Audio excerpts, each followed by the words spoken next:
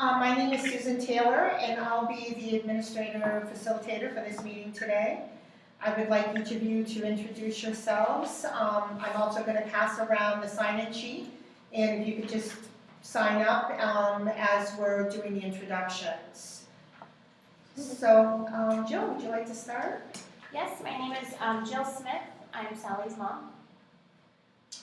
Mr. Shaw is on calling in on phone. Mr. Shaw? Hello, I'm Josh Shaw. I am the general education teacher. Okay. I'm Hannah Hubbard, and I'm the special education teacher. And we have our secretary here. Would you like to introduce yourself, Jacqueline? Yes, I'm Jacqueline, and I'm note taker. Okay. So the purpose of this meeting today is an initial.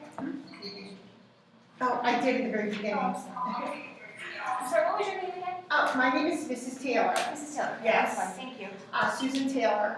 And so the purpose of this meeting today is to go over the initial and eligibility of Sally Smith and to create an IEP for her. We will review her present levels of performance, which will include assessments, results, strengths, and weaknesses, concerns from mom and any other people who work with Sally. We will work on proposed goals, placement options, and services needed. So, Jill, I know I emailed you a copy of the procedural safeguards. I always like to give each parent a hard copy as well. So I have a hard copy here, and then if you would just sign this saying that you've received the procedural safeguard, that would be great. Does anybody have a time restraint for the meeting today? No, I do not. All right, great. So we'll just go forward then. I would like to remind everybody that this meeting is confidential and on a need-to-know basis. So anything that is said in this meeting stays in the meeting or can be discussed amongst anybody here, unless there is someone that needs to know this information that works with Sally outside of this room right now. I have an agenda here. I'll pass this out. We'll try to stick to the agenda as much as possible, but to be honest with you, we don't have to follow this agenda. This is going to be pretty casual. We don't want it to be too rigid. So here's an agenda. And we've already done the introductions and explanation. And now we're going to go to Mr. Shaw. We would like you to tell us about Sally's present levels of performance. How's she doing?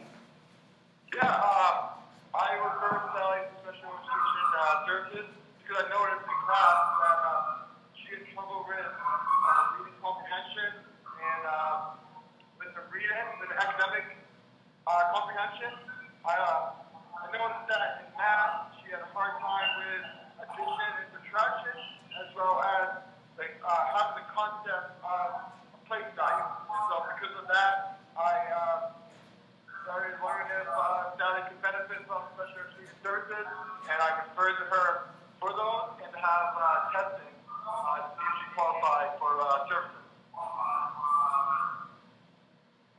Okay, and so do you have any questions about that, Mom? I think that's a lot of the stuff you were seeing at home too. Yeah, we were seeing the same things with homework. She seemed extremely frustrated with math, even after, some instruction from my husband and myself, and having some hard time with reading comprehension.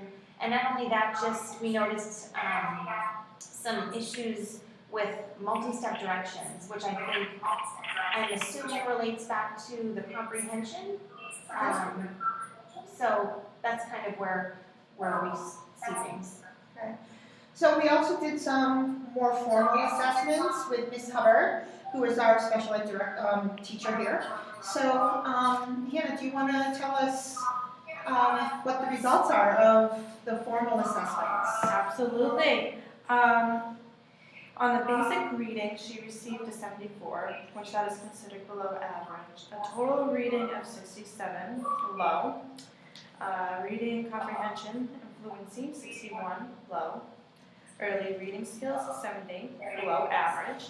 reading comprehension 67 below, word reading 74 below average, President word decoding 74 below average, oral reading fluency 59 below, oral reading accuracy 68 low, oral reading rate 59 low, mathematics 70 below average, fluency 65 low, math problem solving 62 low, numerical operation 79 below average, math fluency addition 67 low, math fluency subtraction 63 low.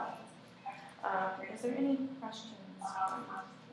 No, sounds like she does need some an extra boost. Yep, and we're definitely going to help her there.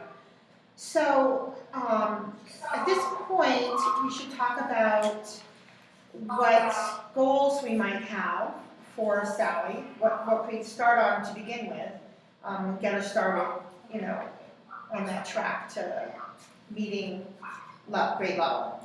Right. So, you have the goals there? I do.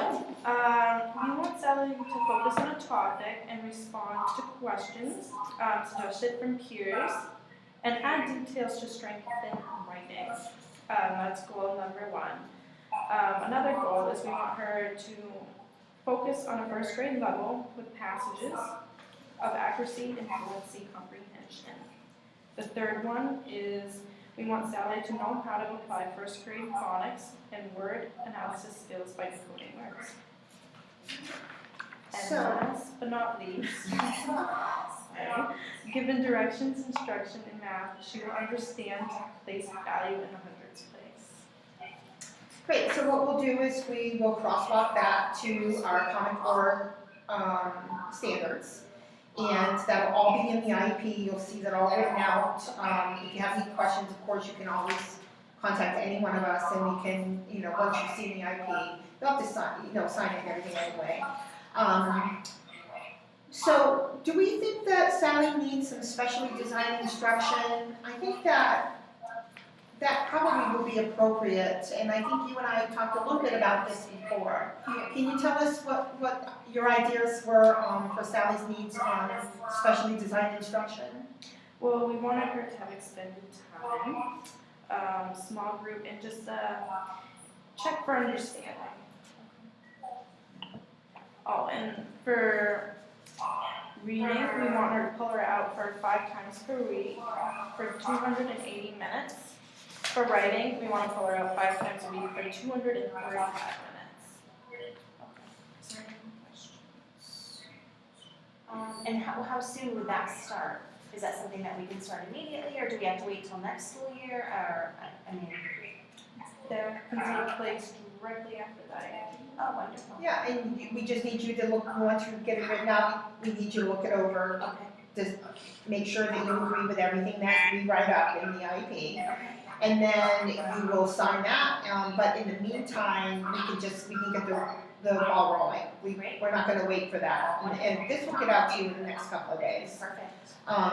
Mr. Shaw, do you agree with everything that we've said, and you understand that, Sally will be now getting her reading, writing, and math in Ms. Hubbard's classroom during those blocks? Yes, I do.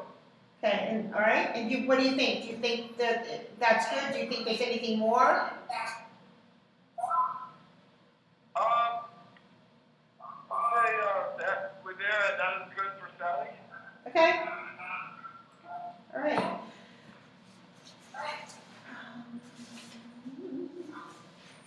So, I think we've covered everything.